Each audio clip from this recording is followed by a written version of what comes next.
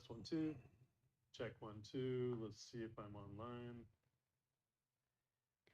And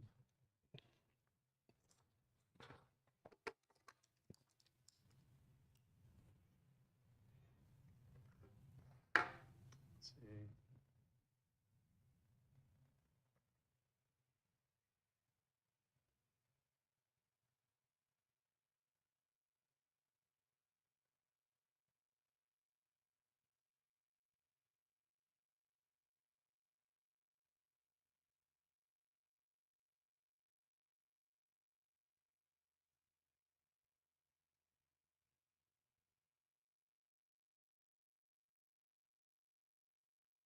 Right now, before we get to the next thrivalist step, because you're going to take your research, all the notes that you did on these pieces of paper or in your workbook or on a notebook or wherever you wrote it down, and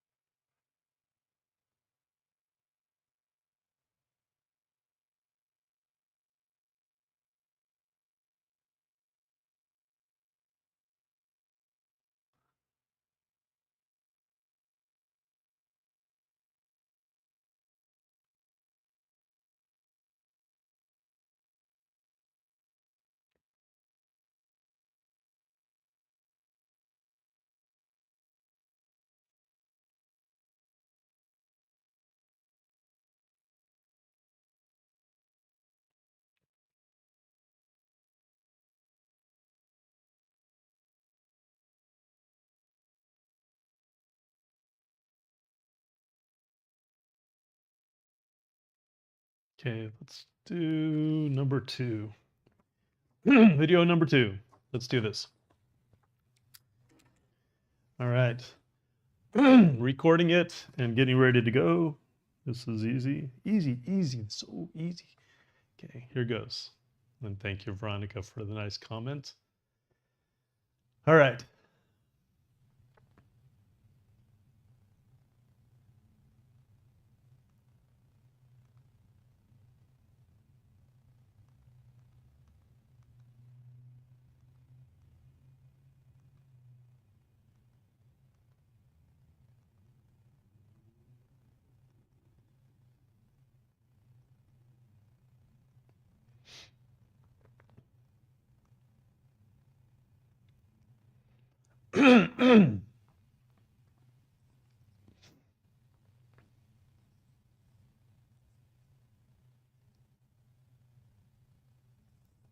All right, today is an exciting day.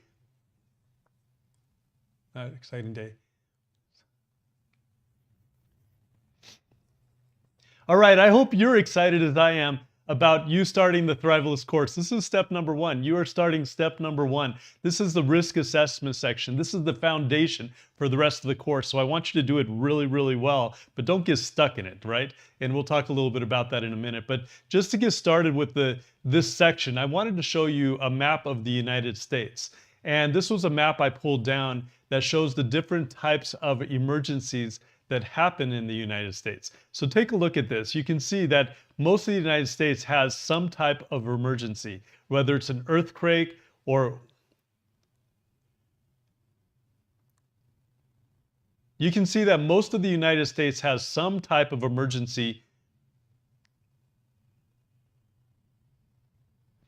You can see that most every location in the United States has some type of emergency, whether it's earthquakes or tornadoes or floods or hurricanes. Most everybody lives in some type of crazy, most everybody in the United States lives in some type of crazy emergency type of situation.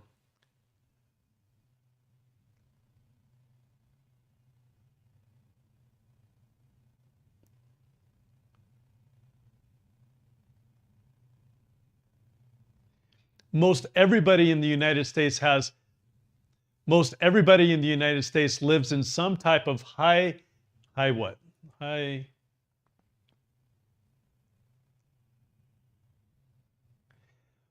most everybody in the United States lives in some type of high risk location for natural disasters. But that's not even counting everything else that can happen, like droughts and volcanoes and pandemics and landslides and sinkholes, food supply chain problems, loss of electricity, blackouts for months, fires like home and forest and grass car fires,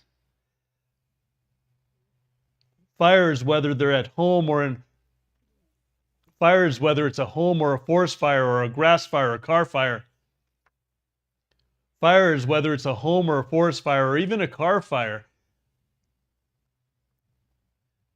fires whether it's a home or a forest or even a car fire, storms, okay, fires whether it's a home or a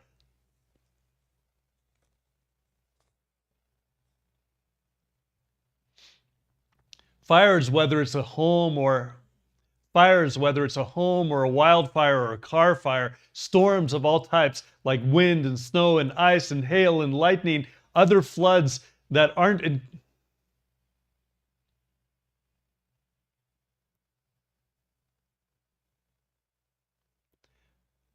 floods that come from broken dams or pipes, other types of floods that come other types of floods that come from broken dams or pipes or canals or even liquefaction during an other types of floods other type of flooding including broken dams and pipes and canals and even liquefaction during earthquakes,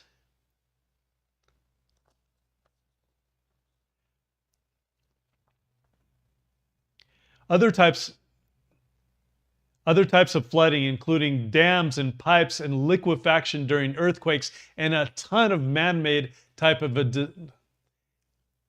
okay. Other type of flooding, a whole bunch of different, other type of flooding like broken dams or pipes or canals or liquefaction during earthquakes, and there's a whole bunch of different types of man-made disasters that can cover all of the United States. Things like riots and terrorists and hazardous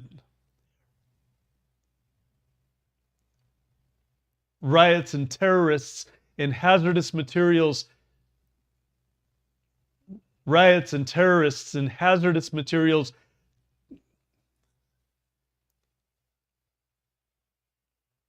riots and terrorists and hazardous materials messing up the air we breathe or the water we drink, crime, financial problems, depressions, you name it. There's so many different things. So this section, this risk assessment section is super important.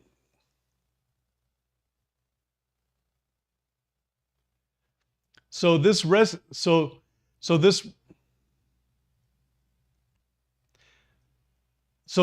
assessment section is super important to do well because, like I said, it is the foundation. So this risk assessment section is super important to do well. It's what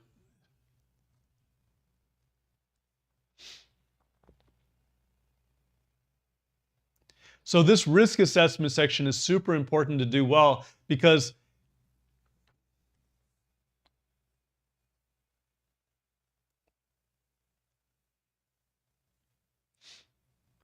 this risk assessment section is super important to do well because this risk assessment section is super important to do well. Okay, let's do this. I got this. Here goes. So this risk assessment section is super important to do well because if you don't really know what you're preparing for, then you can only get half prepared. Now, I'm going to give you an example. I speak at all these different conferences, and when I ask people about what they're preparing for, I get a whole bunch of different answers. I get people saying, I'm preparing for an EMP attack, or I'm preparing for blackouts or a cyber attack. I'm preparing for a large earthquake in my area. I'm preparing for hurricanes that are coming in. And the interesting thing is when I dig a little bit deeper and I start asking a few questions about those different types of emergencies, I get them stumped at some point. I get them stumped at some point. I can start with I get them stumped at one. Typically, I can get them. Typically, they'll get stumped at some point. Now, typically they'll get stumped at some point, and I'll give you an I'll give you an example.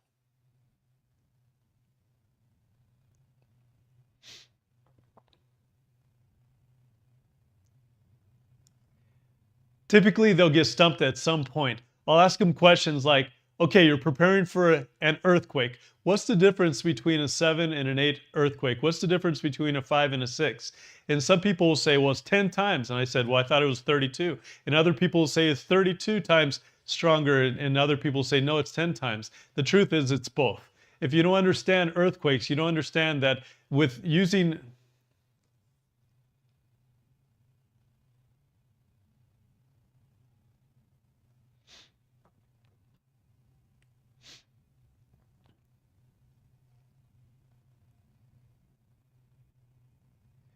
Typically, at some point, people will get stumped.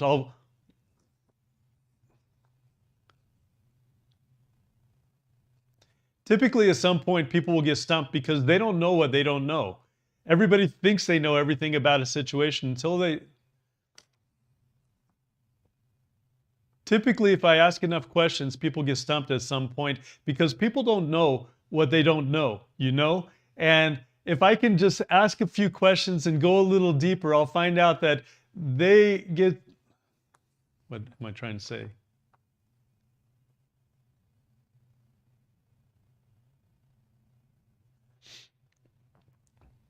Typically, if I ask enough questions, people get stumped at some point because they think they know what they're talking about, but people don't know what they don't know, you know? And the problem is, what is the problem? I don't know what the problem is. Okay, let's see.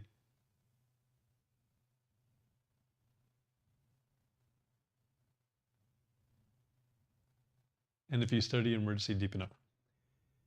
Typically, if I ask enough questions, people get stumped and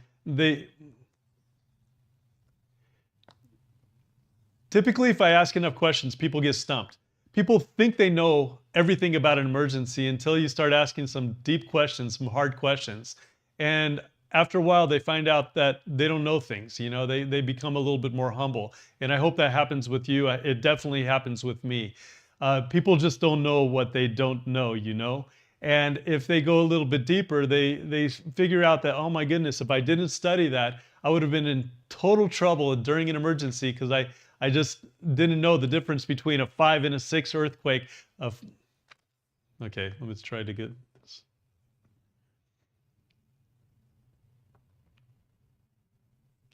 Typically, if I ask enough questions, people get stumped because they think they know everything about an emergency Typically, if I ask enough questions, people get stumped. And typically, if I ask enough Typically, if I go deep enough and I ask enough questions, people get stumped. Everybody seems to know everything about an emergency until, let's see, let me try to see what I'm trying to say. Typically, if I ask enough questions, people humble themselves and they get stumped. It seems like everybody knows everything about an emergency until somebody with more knowledge comes by and teaches them something they didn't know. And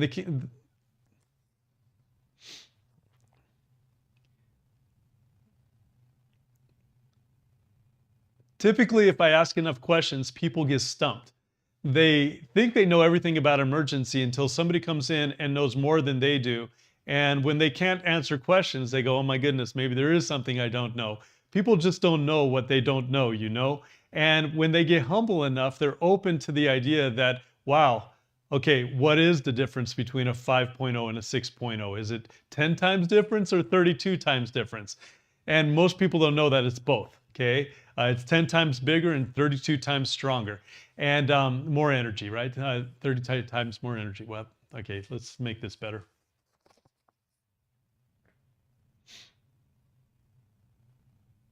I think I might start over.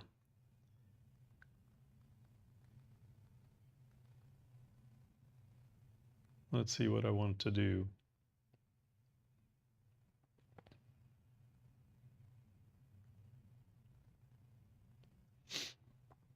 I've got 10 minutes before the store opens, and I'm trying to finish recording the introduction for the risk assessment section for the new Thrivalist course that I'm filming.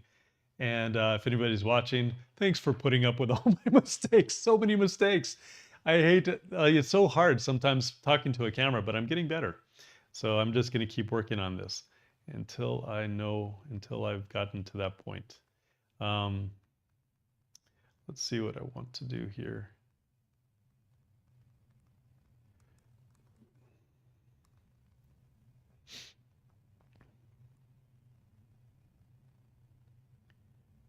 Okay. Let's see if I can make this faster and better.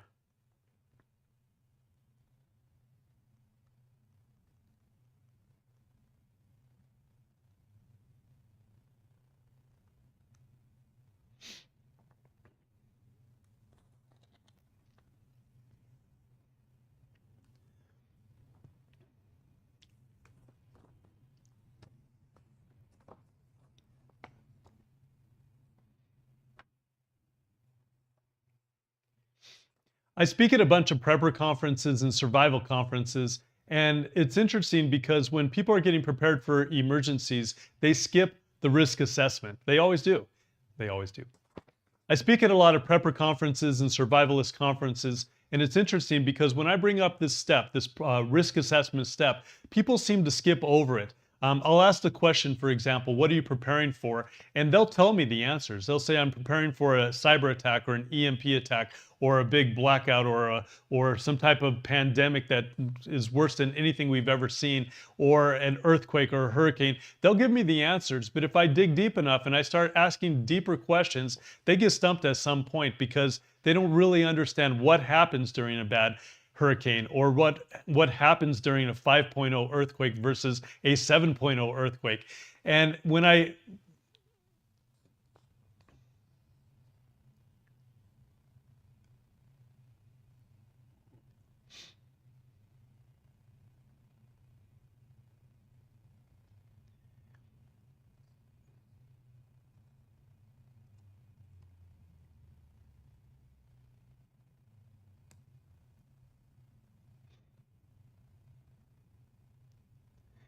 and what I've learned is that people seem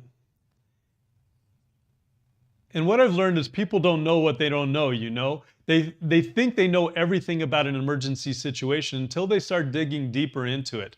You know, it happened to me. Like I thought I knew what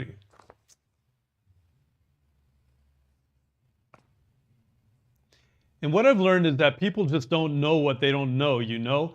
And when they start digging deeper into an emergency situation, it's humbling. It humbled me. I know when I started getting into trying to figure out earthquakes, for example, I not only studied about earthquakes and I not only studied about earthquakes in Utah where I live, but I was amazed at where the fault line was and how close it was to my house. And I was amazed that at the time I was right outside the liquefaction area, and I was like, "Whew, I got a good place to live." I didn't know that. I didn't even know there was a liquefaction section of our whole valley, and that a lot of houses, cars, and everything could get buried in the sand, in the dirt, because of the liquefaction. Now, what I did also is I ended up calling the city, the state, the county, the utility companies. I called different locations to find out what are they doing for emergencies. And when I did that, I found out even more things. For example, I found out because we are on an ancient lake bed here in Utah, okay, when the ground shakes, the sand moves and it creates a lot more damage than you would have without that type of sand. And I'm rambling at this point. But at least I got through a good point of that. What I've learned is that people don't know what they don't know, you know? And when they learn something that they didn't know, it humbles them. And it happened to me. I thought I knew everything about earthquakes, and I thought I knew everything about, you know, hurricanes, whatever else I was preparing for. I'm preparing for hurricanes.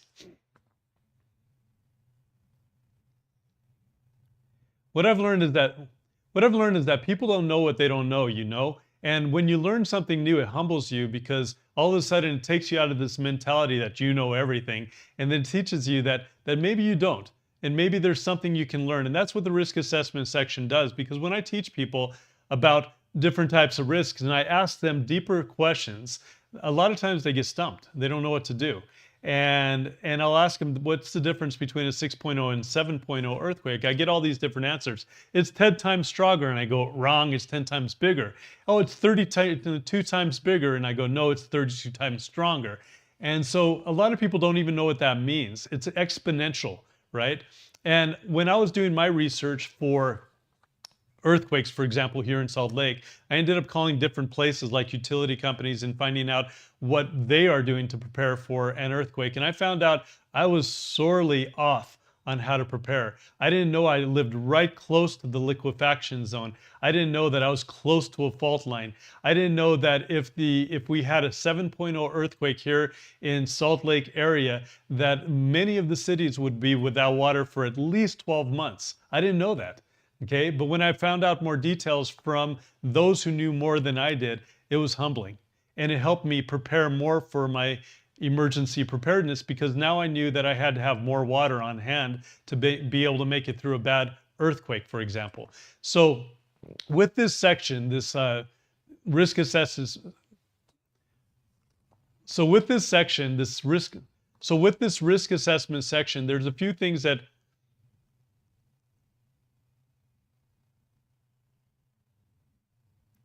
So with this risk assessment section, there's a few things I want you to know to be able to prepare for it and to be able to do it well. First of all, we're going to cover about 25 different man-made and natural disasters. Now, these days, what's man-made and what's natural, right? Seems like they're all mixing together. And the funny thing is, if I were to go back about 10 years ago, people were all worried about natural disasters, earthquakes, hurricanes, tornadoes, all the natural disasters. It seems like it's flipped. People are worried about man-made disasters now. They're worried about economic downturns. They're worried about EMP attacks, cyber attacks. They're worried about war, you name it. And so it's just a different time that we live in. But you're going to go through about 25 different man-made and natural disasters, and you're going to find out which ones are the most important for you. So as you do that, you can add other ones.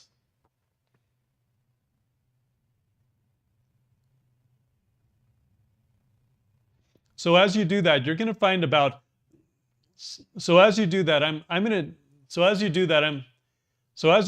going to encourage you to find at least 5 to focus on that you are going to prepare for. You can do more than that. And some people do all of them because they want to be prepared for all types of emergencies, or they want to be ready if they're traveling somewhere and a tsunami happens or whatever. They want to be ready for all types of emergencies. And if that's you, great. Go through all of the information, learn everything you can. That's what I did, okay? But if you don't have the time, you're busy and everything else, just pick the ones that are most important to you. And I'm going to show you how to do that in just a few minutes. Now you can always add other ones that aren't in this section, and I believe I put a blank worksheet for you to work with if you need to add something in there that I didn't cover, but I pretty much covered most of the main ones, even zombie attacks.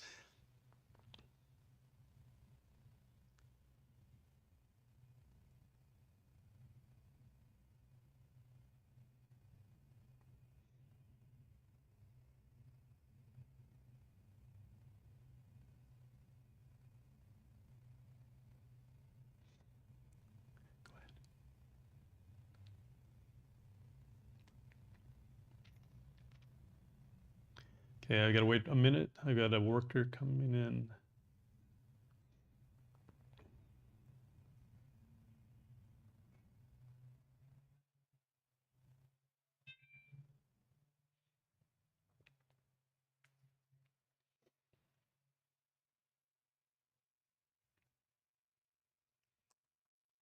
Okay, I'm going to cover some points to help you prepare for the risk assessment section, really understand how it works. First of all, we're going to cover about 25 different man-made and natural disasters. Now, what's man-made and what's natural these days? It's all combining, it seems. But if I were to go back about 10 years ago, everybody was worried about natural disasters like earthquakes and hurricanes and tornadoes. But today it's kind of flipped. Now people are worried about man-made disasters the most. I got an itch on my nose. Okay, let's try that again. So I'm going to go through some important points to prepare for this risk assessment section to help you get the most out of it that you can. And first of all, There's about 25 natural and man-made disasters that I cover. Now, that's not all of them in the world, but it pretty much is close to all the main ones. If you want to add one to it or two or whatever you want to add, I put in a blank generic note sheet that you can write one in and be able to take notes and create your own. But I pretty much cover most of them in this section. I did a pretty good amount of research to find out what are the main ones. And so with those 25, okay, let's see if I can do this right. Okay, I'm going to cover a couple important points for this risk assessment section to help you get as much out of it as you can. We're going to cover about 25 different man-made and natural disasters in this section. Now, you can add your own if you want to. I've covered the main ones that are out there in the world, right? But you can use a blank sheet of blank. Okay, I'm going to cover some important points to help you prepare for this risk assessment section. And first of all, we're going to cover about 25 different man-made and natural disasters. You can add your own if you see something that I missed, but I think I got pretty much all of them. But you can add your own by using the generic worksheet that I put inside the course. You can print that out, write in whatever you want to, and then take some notes. With those natural and man-made disasters, it's really interesting because in the past,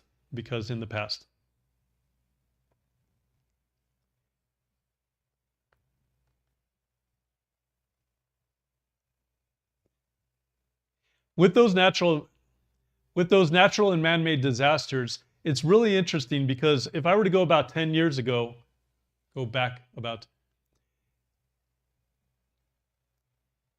with these natural and man-made disasters, it's really interesting because if I were to go back 10 years ago, most people were worried about natural disasters like earthquakes or hurricanes or tornadoes, but it seems like it's flipped, not flopped. It's not flopped, it's flipped.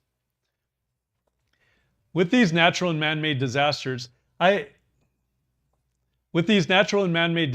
it's really interesting because if I were to go back 10 years ago, most people were worried about natural disasters like earthquakes or hurricanes. But today, people are more worried about man-made disasters like EMP attacks or cyber attacks or the economy going down or war or whatever. And it's just an interesting time that we're living in. You know,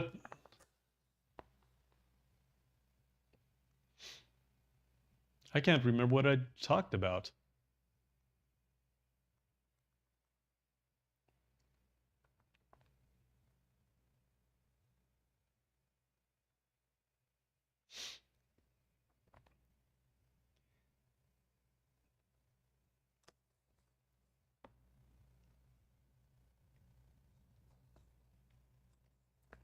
To help you do this risk assessment section, blah, blah, blah. To help you do this risk assessment section, why am I getting this wrong? To help you do this risk assessment section right, I'm going to go through a couple points that'll help you.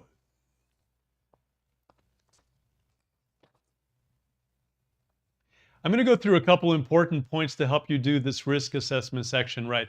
First of all, we're going to cover about 25 different natural and man-made disasters to help you prepare. You can do more than that, and I think I've covered most of them in the world. But if you, to help you do this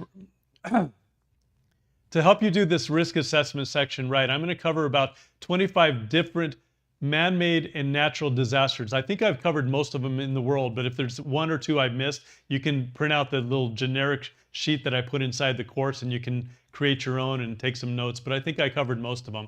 The interesting thing is, if you were to go back about 10 years ago, most people were worried about natural disasters like earthquakes and hurricanes, but it seems to have flipped around, and now people are really worried about man-made disasters the most. They're still worried about natural disasters, but the man-made disasters, they're worried about war, and they're worried about cyber attacks and EMPs, and they're worried about economic downturns and a whole bunch of different things. And today, it's hard to know what's a man-made disaster and what's a natural disaster, right? They seem to be all mixed together. So some people end up going through this risk assessment section and they just go through every single one of the natural and man-made disasters just to learn everything they can about it. That's what I did. And it helped me out tremendously. And it's good if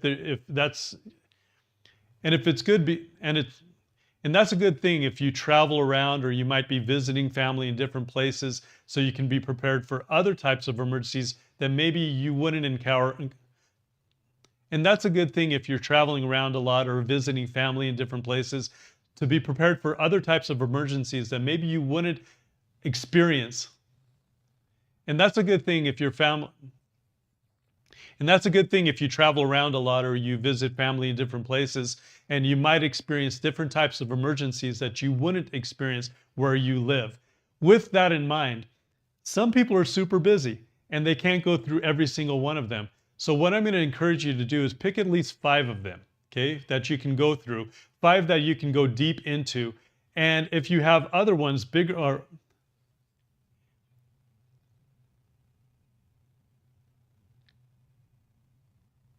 and you can go beyond 5. And in fact, I'm going to show you how to do this in just a few minutes. But what am I doing?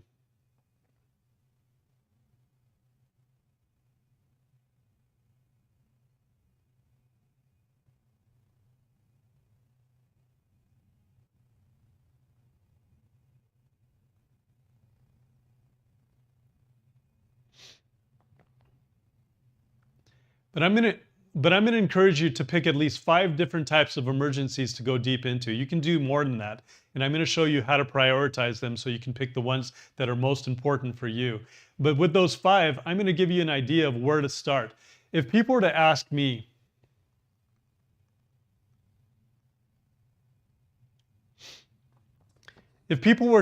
what is the worst natural disaster or short-term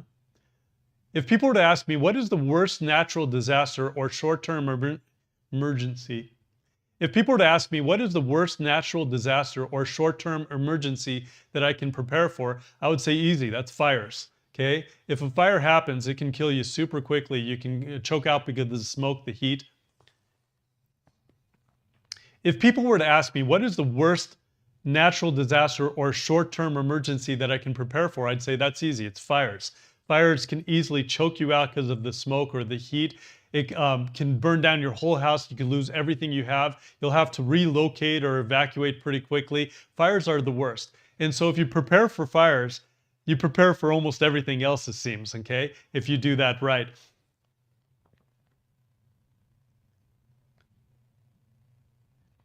So I want you to at least put fires on your list of things to study, at least.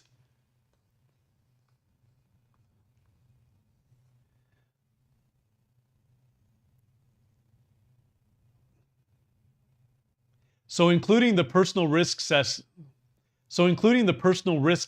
that you should include in your studies, put fires down as well. Now, when people ask me, well, what's the worst emergency I can prepare for? I go, oh, that's easy.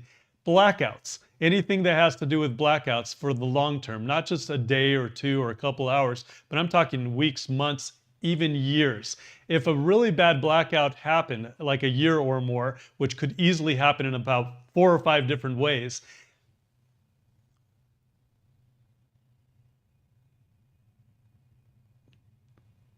up to 90% of our population could be dead by the end of 12 months.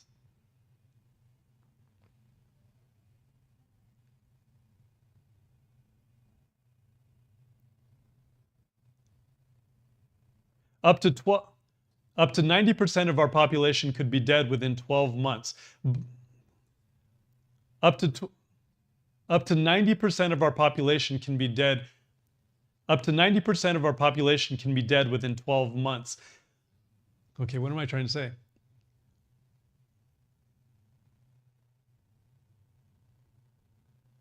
Up to 90% of our population could be dead within 12 months. So I want you to put anything that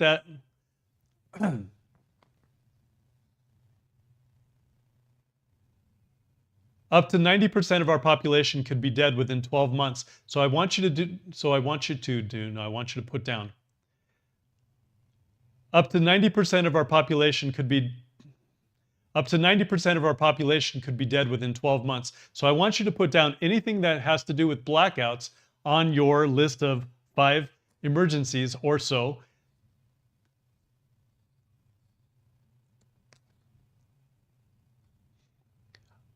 Up to 90% of our population could be 12. Up to, this is funny.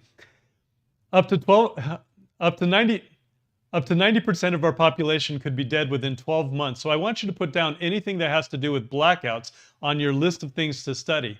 Now, another thing I would put down, which we just went through, was a pandemic, a really bad pandemic. Now, if we had a really bad pandemic, I'm not talking about. Now, another thing I want you to put down is a pandemic.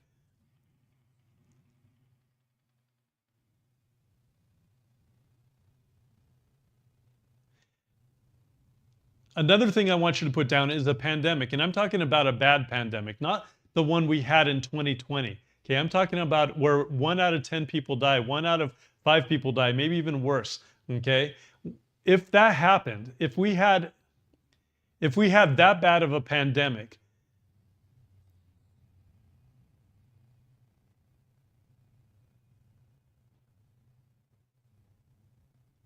go ahead. Yeah, totally. Yeah, go for it.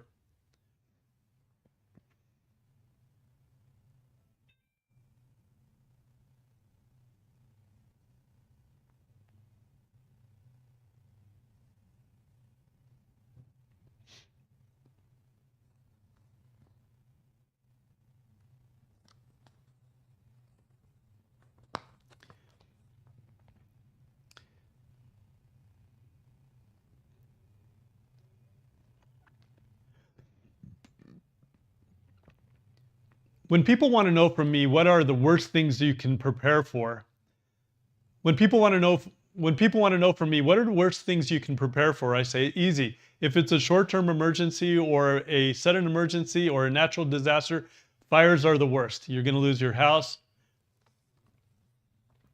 When people want to know from me what are the worst types. When people want to know from me what are the worst types of disasters I can be preparing for, I say that's easy. The worst natural disaster or sudden emergency is a fire. Okay, it can burn your whole house down. You can lose everything. You have to relocate. When people ask me what are the worst things I can be preparing for, I say that's easy. The first one is fires, right? That's the worst natural disaster, sudden emergency you can prepare for. It's the most common, right?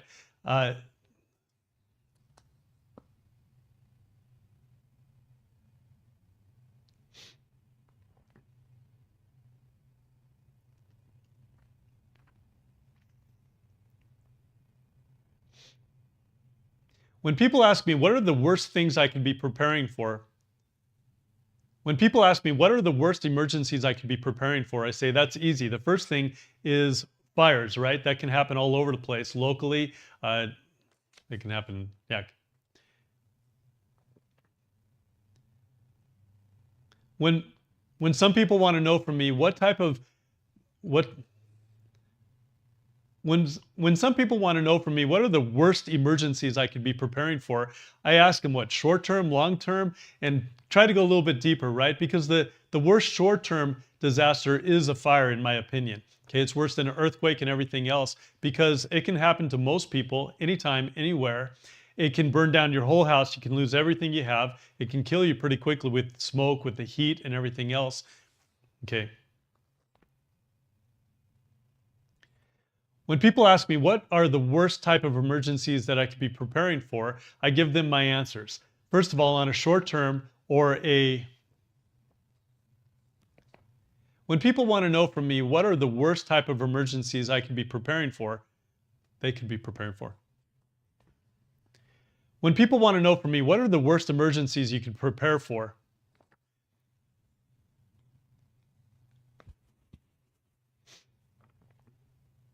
when people ask me what are the worst emergencies to prepare for, I give them my list. First of all, on a local what?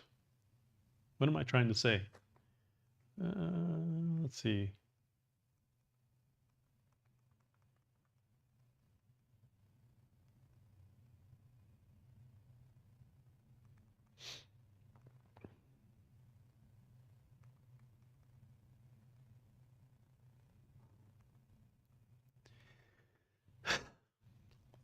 When people ask me what are the worst emergencies to prepare for, I give them my list. When people ask me what are the worst emergencies to prepare for, I give them my list. First of all, on a local or a sudden emergency scale, the worst one is fires, right? It can happen to anyone, right? It can happen to anyone. When people ask me what are the worst emergencies I could be preparing, or when people ask my opinion, what are the worst emergencies to prepare for, I give them my list. If it's a sudden emergency or a local, on a local scale, when people ask me what are the worst emergencies I could be preparing for, I give them my opinion. First of all, I believe that fires are the worst sudden emergency to prepare for. And if you prepare for that, you can prepare for almost every other type of emergencies, because fires can displace you, right? They can get you out of your house, burn down everything you have. They can kill you with smoke, with heat, everything else, right? And when people ask me what are the worst emergencies I could be preparing for, when people ask me what are the worst emergencies to prepare for, let's see. Give me just a minute. I think I might have to call quits. Do you need to come in here? I have the hat. I do need something. You do? Okay. Sorry. Good Go for it. morning. Hello. If you need me to cut the recording, I can cut it if you need to spend time in here. He wants a hat. Oh, that's easy. There it is. Awesome. How are you doing? I'm doing well. Recording it takes me forever just to get through 5 minutes of recording. It's like an hour later. I'm still working on it.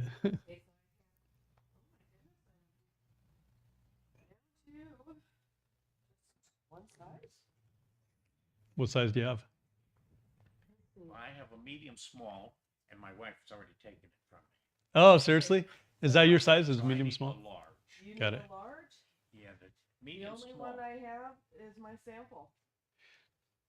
I am all out of large, but I can order it though. I'm okay with that. I don't need it for a year. Hopefully.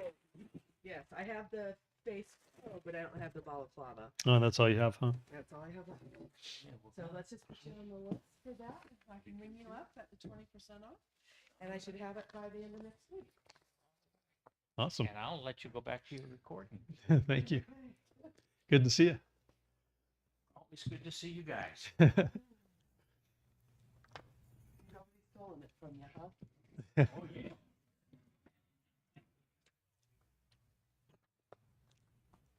Okay, that was a good little break. When people ask me what are the worst emergencies to prepare for, I tell them, first of all, if it's a sudden emergency like a natural disaster that's localized, fires are the worst. They're worse than everything else, right? All the other natural disasters, because very quickly you can lose your whole house. You can lose everything that you own. You can lose your lives because of smoke, because of heat, and everything else. Now, when it comes to a national or a huge emergency, the worst one to prepare for are blackouts. Anything that has to do with blackouts on a long term, right? If the power to go out for a year, for example, because of 4 or 5 different ways that it can go out with EMP attacks, cyber attacks, I mean, it just goes on and on.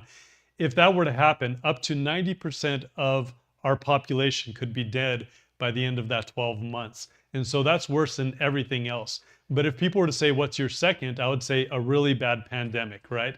Something that shuts down.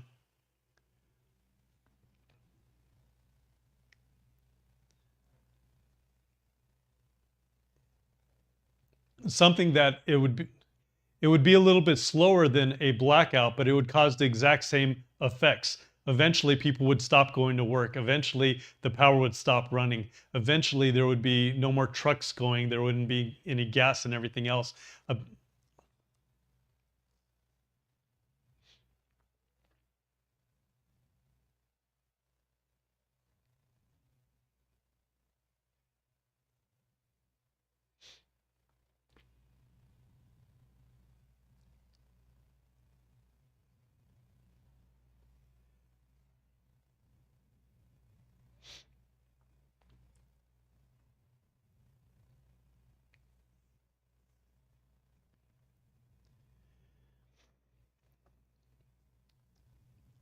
If I had to say what's second on my list of really, really bad, the worst type of emergencies, if I had to say what was second on my list of really, really bad emergencies, the worst of them in the world, right? It would be a really, really bad pandemic because it would have the same effects as a blackout. It would just take a little longer before the water stopped running, before everybody stopped going to work, before stores shut down, before everything was gone, right? It just takes a little bit longer, but it has the same effect in the end because people don't want to get around people.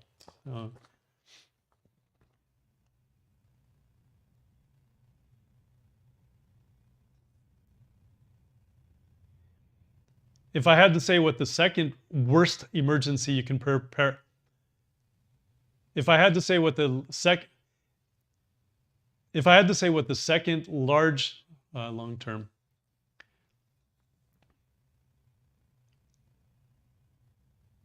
the second biggest long-term emergency you can be preparing for is a really bad.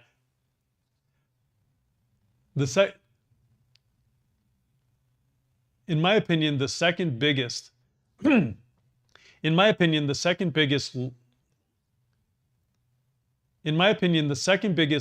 emergency anyone can be preparing for is a really bad, or real bad. Anybody know that? Who's an English major out there? Extremely. I'll just say extremely. In my opinion, the next biggest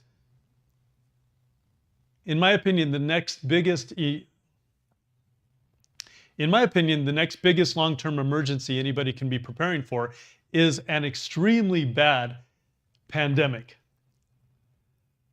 In my opinion, the next biggest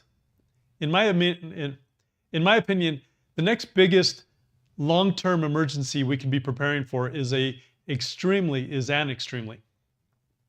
In my opinion, the next biggest I can't even talk. Let's do this right. I can do this. Okay, get back into it. Marcelo, you got it. In my opinion, the next biggest long-term emergency we could be preparing for is an extremely bad pandemic. Okay, not like we saw in 2020, but we're talking about like 1 out of 10 people or more are dying, because it would have the same effect as a full-out blackout. It just takes a little bit longer before all the trucks stop rolling, before all the food is.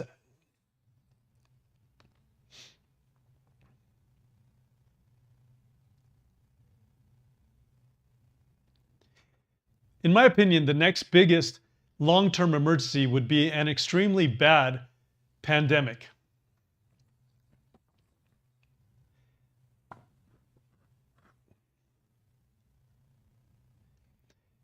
In my opinion, the next biggest long-term emergency we can be preparing for is an extremely bad pandemic. Not like we saw in 2020, but a really bad one where 1 out of 10 or more people die and nobody wants to go out in public. People want to see each other. Businesses shut down because nobody's going to put their employees at risk of dying as well. And eventually the same things that happen in a blackout will happen in a really bad pandemic. It just takes a little bit longer. After that would be a war and a government collapse. After that would be a war, government collapse, or economic collapse. But those aren't as bad as the first two.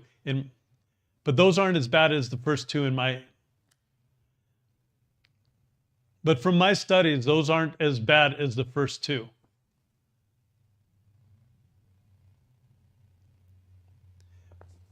But from my studies, those aren't as bad as the first two.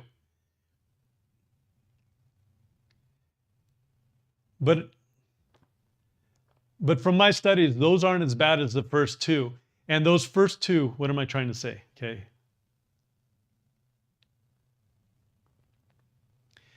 But from all my studies, those aren't as bad as the first two. So you should put those first two and fires on your list of things to get prepared for.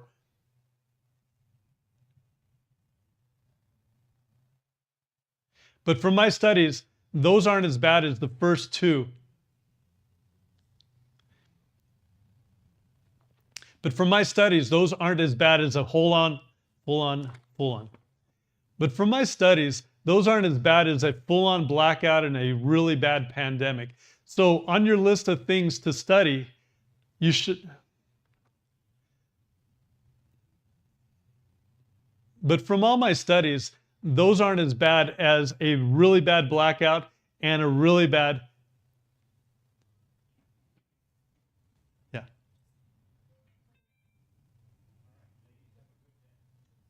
Oh, got it. Okay, thank you. Oh, perfect. Thanks. Oh, thank you so much. Not right now, though. I'm going to keep going because I can't stop. Oh, you're awesome. Thank you. But from all my studies, those aren't as bad as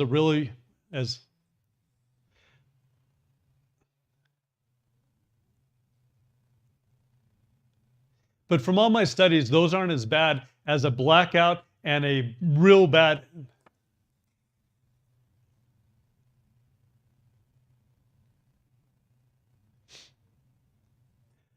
But from all my studies, those aren't as bad as a blackout and a pandemic.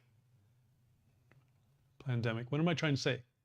From all my studies, blackout and pandemic.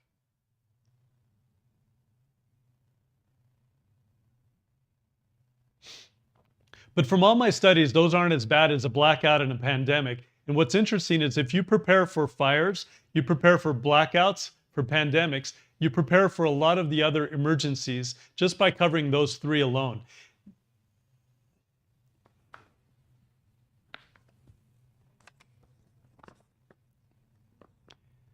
But from all my studies, those aren't as bad as a blackout and a pandemic.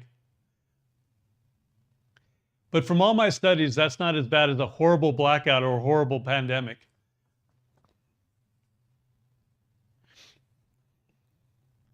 But from all my studies, that's not as bad as a horrible blackout or a devastating, what do I want to say about pandemic?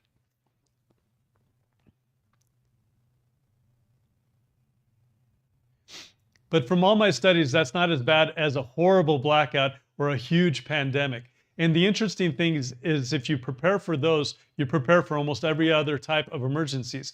So I want you to put on your list of things to study the personal risk section, the personal risk section, the fires, the personal risk section, the fire section, the blackout section, or anything that has to do with blackouts, and also the pandemic section. Beyond that, go ahead and pick other things. I mean, I just gave you, hold on, 1, 2, 3, 4. How many did I give you?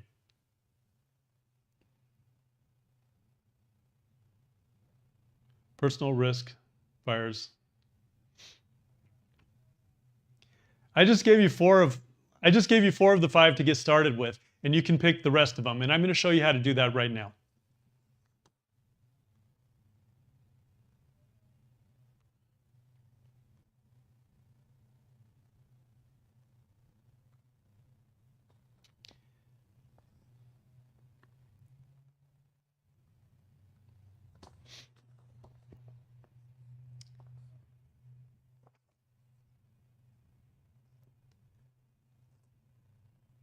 First of all, I want you to print out all the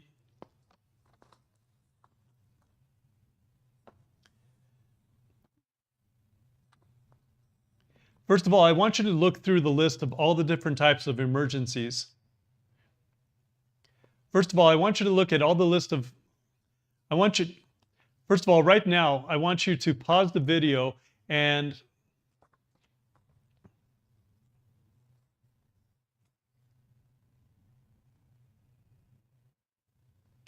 First of all, I want you to pause the video and I want you...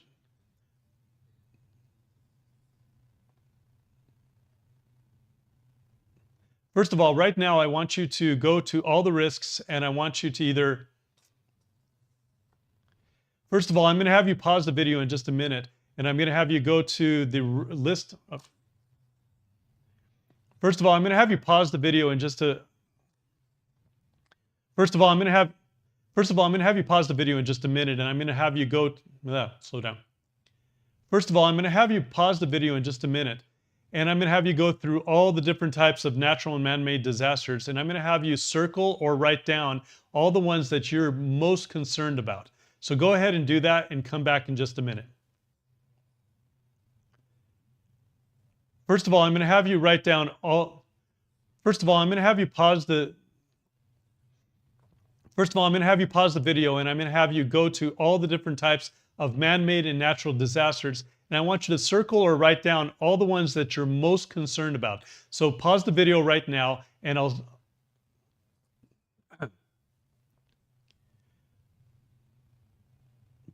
The first thing I'm going to have you do is figure out which ones.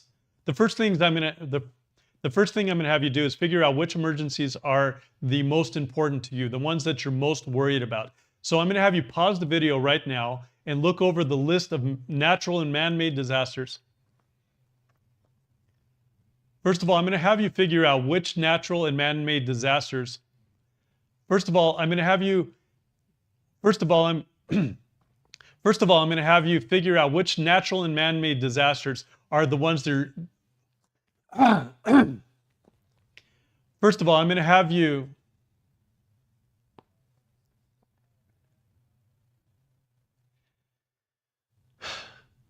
First of all, I'm going to have you.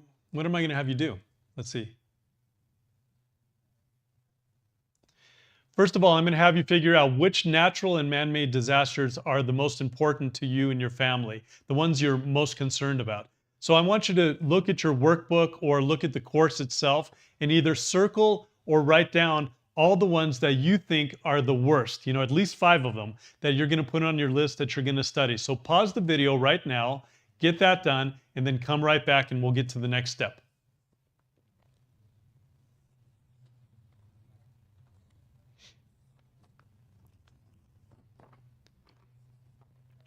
Okay, the next step is you're going to print out the sheet inside the course for each of those. And if you want to, you can print them out for all of the emergencies. Some people do that. And you're going to either use... Okay, welcome back. The next thing we're going to do is we're going to...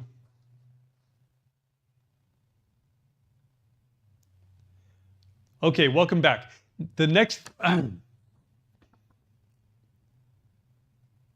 Okay, welcome back. The next thing we're going to do is we're actually going to either print out the sheets inside the course or use your workbook or a sheet of paper to figure out how bad can those emergencies be. Some people end up printing out the sheets for every single emergency or use the workbook and go through every single emergency, and they put down the probability of that happening to them or their family members within the next 30 years. So that's what you're going to do.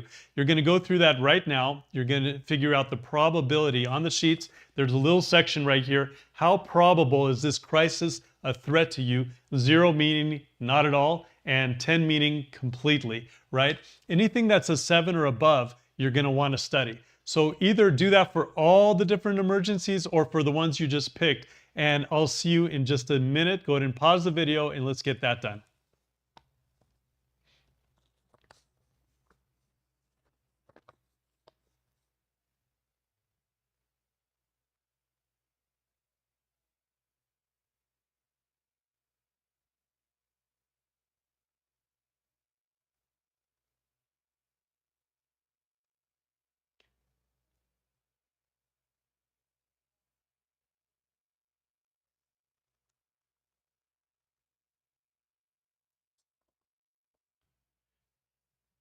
Go ahead.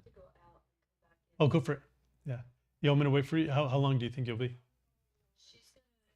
gonna go out and then she's gonna let me know when you have a pause. Oh, how long do you think you'll be out?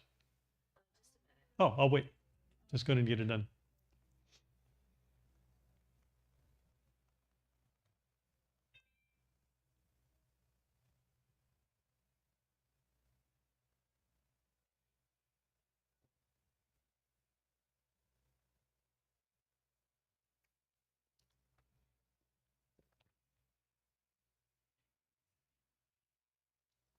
Yeah, start anyway.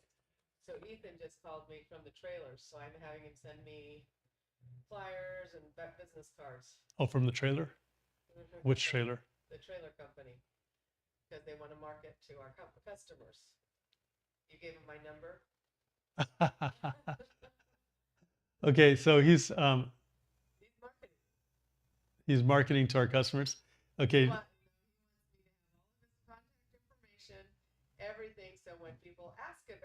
Yeah. He says, I will make it worth their while if they drive up to Logan to get the trailer from us. Awesome. Even though they have a Kaysville location. Oh, really? He is. Okay, let me try to get this done before 11. So thank you so much for doing that. You didn't have to do that. Thank you. You sure? Does Celeste want it? Celeste, Celeste, did you eat? Celeste, Celeste, get over here. No, M&M's is not breakfast. Get over here and eat my food. You are so stubborn.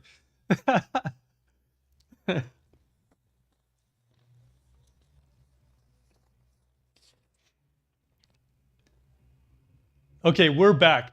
And if you...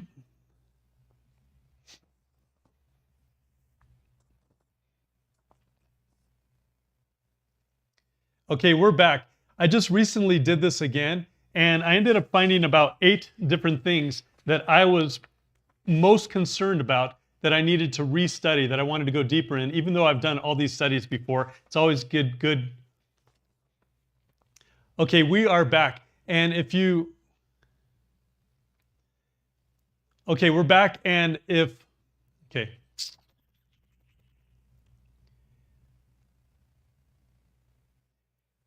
Okay, we're back, and at this point, you should have all of your 7 and aboves on the probability scale. Now, this probability scale doesn't mean that it can't happen to you, or, sorry. Okay, we're back, and now you should know exactly what your 7 and above probability scale emergencies are. Now, some people think, well, it's never happened to me in the past, so it's not going to happen to me in the future. Remember, this is a probability scale that in the next 30 years, it could actually happen. So don't use... Okay. So we are back, and at this point, you should figure...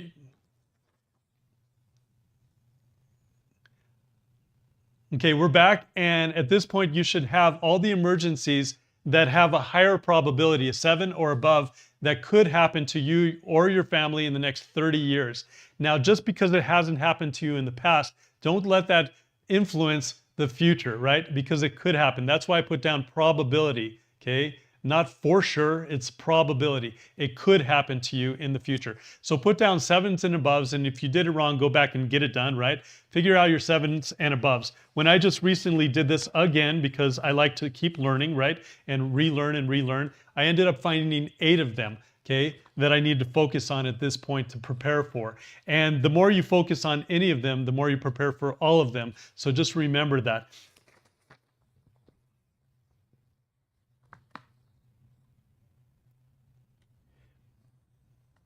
You'll notice on the sheet, you'll notice on the little worksheets that I created inside the course, you'll notice on the worksheets that I created inside the course and in the workbook that there's a bunch of other things on top.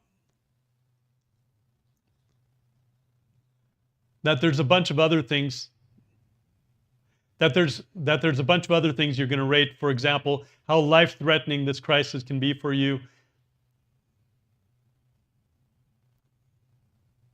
How long the crisis might happen, and how long you want to be prepared, because the crisis might happen for 3 weeks, but you want to be prepared for 3 months, or it could be for 3 months, because the crisis might happen for 3 weeks, but you want to be prepared for 3 months, right? It's not because the crisis might happen for 3 weeks or for 3 months, but you want... Because the crisis in your mind might only happen for 3 weeks, but you want to be prepared for 3 months just in case. Because the crisis might only happen in your mind for 3 weeks, but you want to be prepared for 3 months just in case. It's totally up to you. You make this section yours. Some people don't fill out those rest.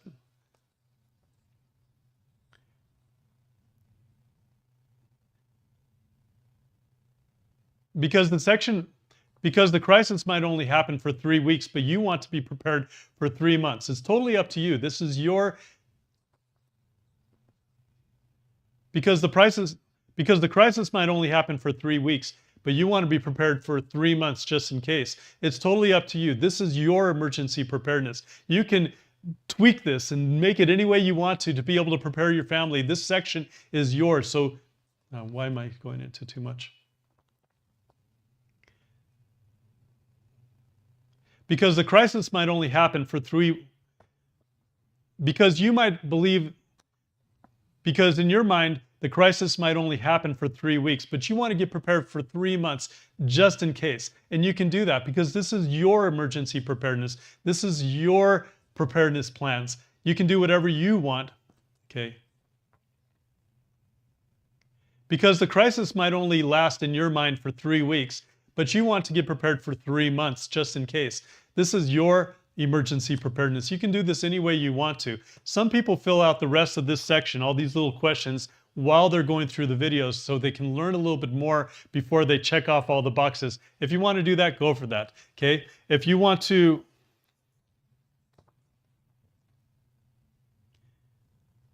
Because some people in their minds might think that the crisis will last for about 3 weeks, but they want to get prepared for 3 months just in case. There's no harm in that. This is your course. This is your emergency preparedness. You could do it any way you want to. In fact, those questions like how long might this crisis last for you, or how...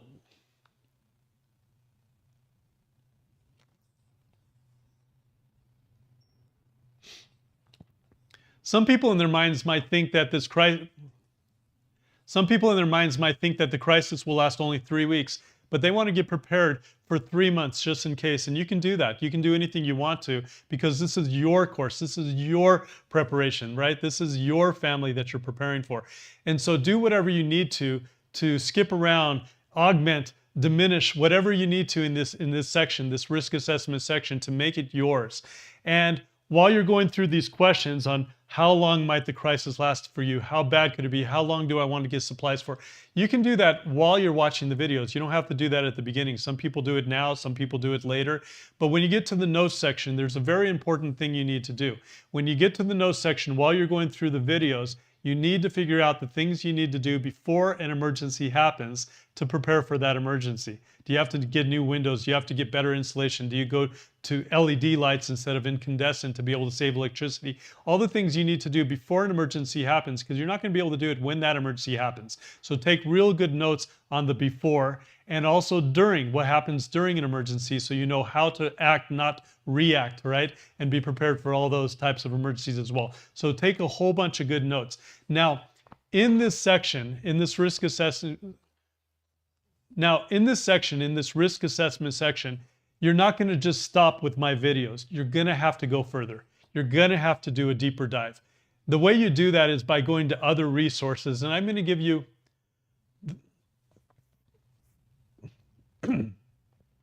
now in this risk assessment section. In this risk assessment section, going through the videos I gave you, going through the information I gave you is not going to be enough.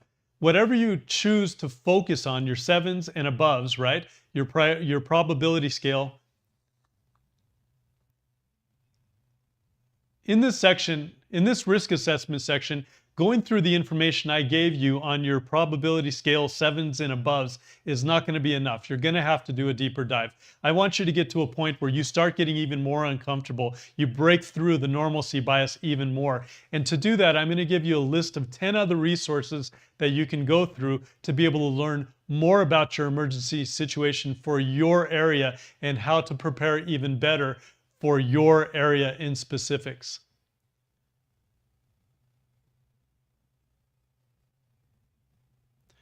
For your area in particular. For your area in particular.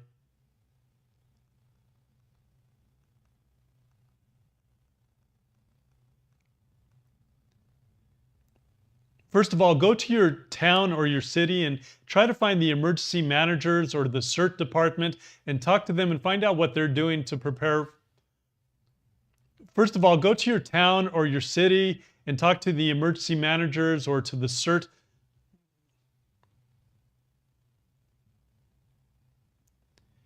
First of all, go to your town or your city and try to find the CERT group or talk to the... First of all, go to your town or your city and try to find the emergency managers or talk to the CERT department and find out what they're doing to prepare for emergencies. Next, you can go to your county or to your state or to your local school districts or to your colleges or universities. Then you can go to the local police or the fire stations, your hospitals. The local hospitals are usually preparing for emergencies so that they don't get inundated. Find out what they're doing to prepare as well. You can go to your community. You can go to your local utility company. You can talk to your local utility companies or to your neighborhoods or to your HOAs. You can talk to your local churches or your friends or your social media groups. And you can go to YouTube or Google and Google everything you can and learn everything you can about that emergency. So I want you to do a deep dive, really get to know these emergencies. Once you've done that, I think you've done the risk assessment section the way you need to. So don't take this section lightly. Make sure you do. So don't take this section lightly. Make sure you do a deep dive. Make sure you learn everything you can about these emergencies, because in the next section, in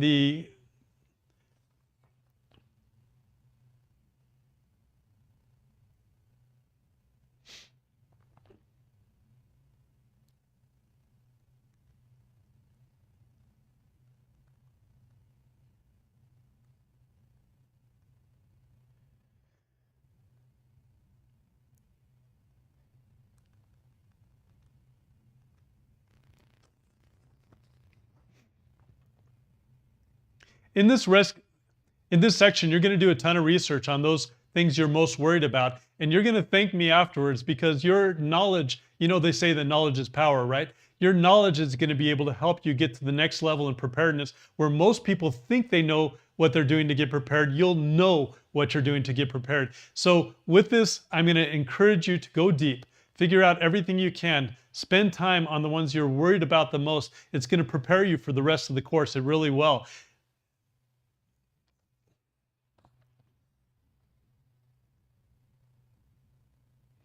So in this section, in this risk assessment section, you're going to go deep. You're really going to get a little bit uncomfortable. You're going to get to a point where you really understand your emergencies really well, where other people think they know what they're preparing for. You're going to know what you're preparing for. It's going to be invaluable as far as protecting your family from losing lives and everything else.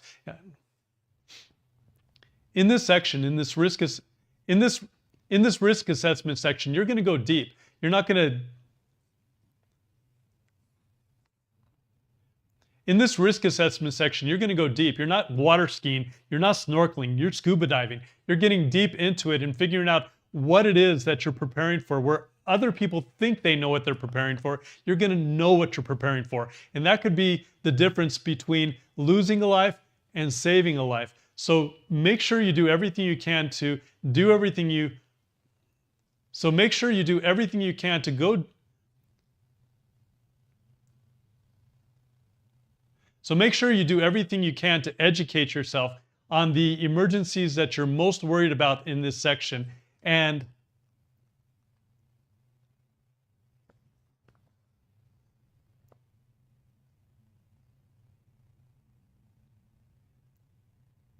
without waiting anymore, let's just get started with this part. And without waiting anymore, let's get started with this part of the course. And without